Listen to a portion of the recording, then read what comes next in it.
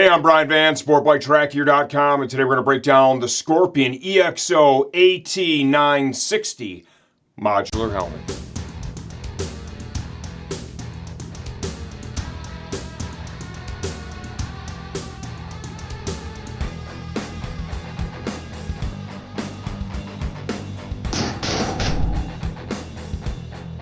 Okay, the Scorpion EXO-AT960 Modular Helmet retails from $309.95 to $334.95, depending on solids to graphics. Please understand, too, we never update videos or pricing changes. Only the product itself has been completely redesigned. Who is this helmet right for? This helmet's right for any street rider that is looking for the convenience of a flip-up modular helmet. This also does incorporate a drop-down tinted inner screen, so you're able to go from the clear outer to a clear outer and a tinted inner, which is the flip of a switch, right, on those bright, sunny days. So obviously built for street riders. What's included in the box? The helmet is going to come with the visor peak already installed. If you prefer to ride without that, they do include these two closeout panels that allow you to remove the visor peak, install those, gives you a very good clean look, right? And you remove the visor peak from the helmet. It has the clear, Everclear fog-free treated shield already installed on the helmet. The drop-down dark smoke fog-free treated is already installed. And the chin curtain is already installed on the helmet, sold separate. If you prefer the performance of a pin lock shield. For this helmet, they have a separate pin lock ready shield, and then you have to purchase the insert as well. Both of those items are sold separate. What I would say is before you do that, I would ride with the Everclear fog-free treated stuff. It's really good, especially when you have the vents open, you have a little bit of air movement inside the helmet. I think for most people, you're going to find that is more than sufficient. No need to do any upgrades. Helmet fit. This helmet is built to an intermediate oval head shape. I measure 58 centimeters on the money, intermediate oval head shape. I'm a medium in most common helmets out there. Per their size chart, I'm a medium in this one. I got a good, comfortable fit. Scorpion's doing a great job with the interior shape and the overall fit of the helmets. This thing feels great. This is the type of helmet you could wear for a long time. The fabrics are nice, right? Just the overall on-off effort's pretty easy, right? The fit's great. That's exactly how I would envision a modular helmet being. Helmet weight, 4.2 pounds in a size medium on our shipping scale. You got a lot going on here, right? You got your visor peak, you got the outer screen, the inner screen, you have the whole mechanism here for the canopy and all. Modulars always tend to lean towards the heavier end. Bluetooth compatibility. This helmet has the speaker cutouts built into the EPS on the cheek pads to accommodate any of the universal stuff out there. Let's be honest, like Cardo and Senna, they have like a stranglehold on the industry. Scorpion does have some proprietary stuff. There's a little panel here you can remove, and it kind of integrates their Exocom stuff.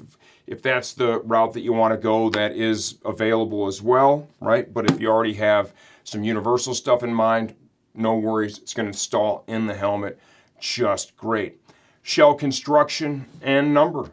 3 shell sizes, extra small, small, medium, large, extra large, 2X. This is a injection molded plastic helmet, right? Pretty common, especially around this price point. Works great. Safety standards. This helmet is built here in the US to the DOT safety standard as well as the ECE 2206 standard. Ventilation. The helmet offers an intake vent in the chin bar that is switchable on or off down here on the bottom. There is a helmet vent switch up here in the canopy, also on or off, that controls airflow to your face. So you're going to have some airflow that via the breath guard is going to be deflected up onto the shield to help with demisting, fog-free performance. And then you also have the airflow straight to your face. On the top of the helmet, we have a large switchable vent that allows air to come in the crown area. The back of the helmet, you have a Venturi style vent here that is going to be your exhaust vent. Noise. Modular helmets typically are a little bit noisier, right, than full face helmets that do not offer a flip up canopy. And also important to note, when you have the visor peak on, that thing's hanging out there in the wind, right? For sure, it generates some noise. As an option, you can install these closeout panels, removing the visor peak. That's going to quiet it down quite a bit for you, okay? What I recommend to everyone, if you're going to be out there riding, throw in earplugs. They don't drown out all the sound. You can still hear the goings on around you, other vehicles, things like that you should hear. If the bike's making a weird noise, you can still hear that. It just takes the edge off of everything. The noise, the air noise becomes much less fatiguing that way. If you've got a Bluetooth device in, you're listening to music, you can still hear all that. Like when I snowmobile, I use those devices. I still throw in earplugs because those things, there's a lot of track noise, a lot of wind noise. You can hear the music fine, you can hear everything fine, but at the end of the day, you don't feel like your head was used as a gong, right? So if you're sensitive to it, just simply wear the earplugs. Also, this is not the type of helmet that we're going to ride in. We don't ride modular stuff. Most of our riding is done on just the racetrack. Any AT960 users that are out there that have seen or are watching this video, please feel free to share your feedback, right, your riding experience, to supplement the technical breakdown that we're giving people here. I think they might find that helpful, right? Glasses compatibility. You're going to see some B-roll here from Clark. The glasses slide right in. They ride on the bridge of your nose. It's great. Scorpion does a rock solid job with that. Shield change on this helmet. To remove the shield, there are two metal thumb screws. We're going to undo those. Please note there is a plastic washer behind that has 3 locator tabs. So once you've done that, the shield comes right off. Give you a look at the ratchet mechanism. Installation is simply just a reverse. This will give us an opportunity to go ahead and toss in the side plates.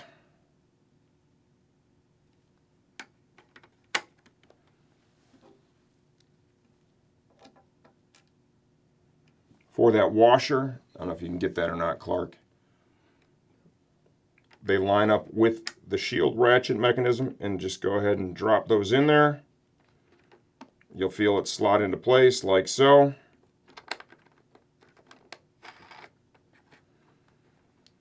Something that I would recommend that you do every once in a while when you're riding in the helmet is just go ahead and double check the tension on those screws.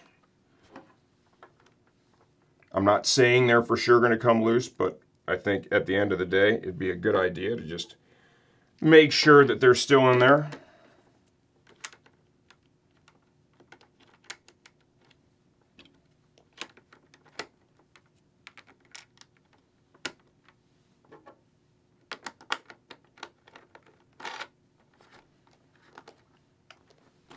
Give you an idea of what the helmet looks like without. You can also remove the shield entirely and ride with goggles. I'm going to be honest with you, I don't know why anybody would want to do that with this helmet, but they are listing that as a possible option. Your release for the canopy is right here. And note, there's like not a real, there's a detent up here at the top, right? It'll kind of hold itself, and there's also a lock switch right here. When you have it all the way in the upwardmost position, you can lock it into place. So if you want to ride around like that and basically have an open face helmet, you can 100% do that. Remember before you pull it back down to release that so you're not just forcing it. See if we can kind of give you a look at the mechanism right in there. I don't know if you can get that or not. They're using like a metal system in there, right? Springs, metal catches, so that should have a lot of integrity, be strong. Let's take this bad boy apart and give you a look from the inside out now.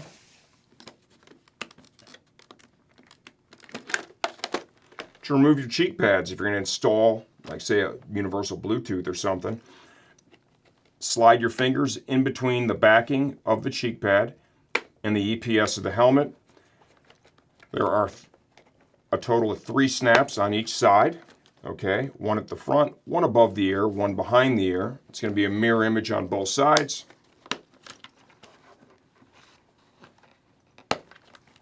And now, something they've done here to kind of help reduce air noise coming into the helmet, you'll see how the cheek pads and the neck roll are one piece. That gives you a really good seal right here in this area, so that is going to help prevent air intrusion at the bottom of the helmet. That'll go a long way towards keeping the helmet quieter. Now grab the fabric as close to the edge of the shell as possible. Give it a little tug, kind of rotate around.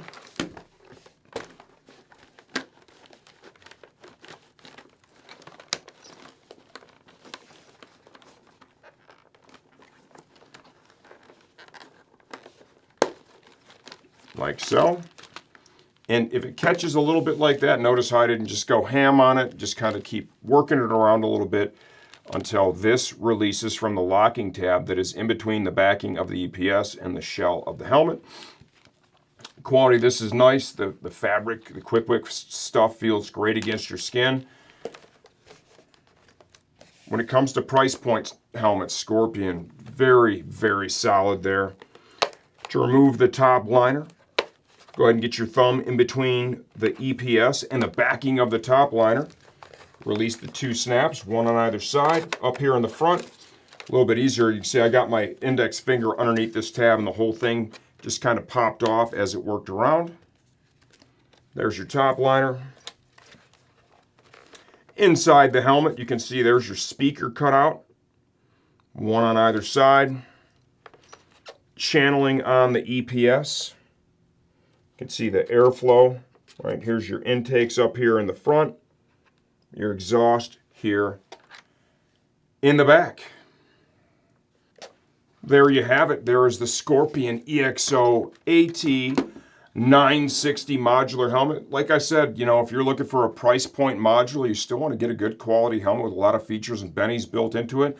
I think this one deserves a second look.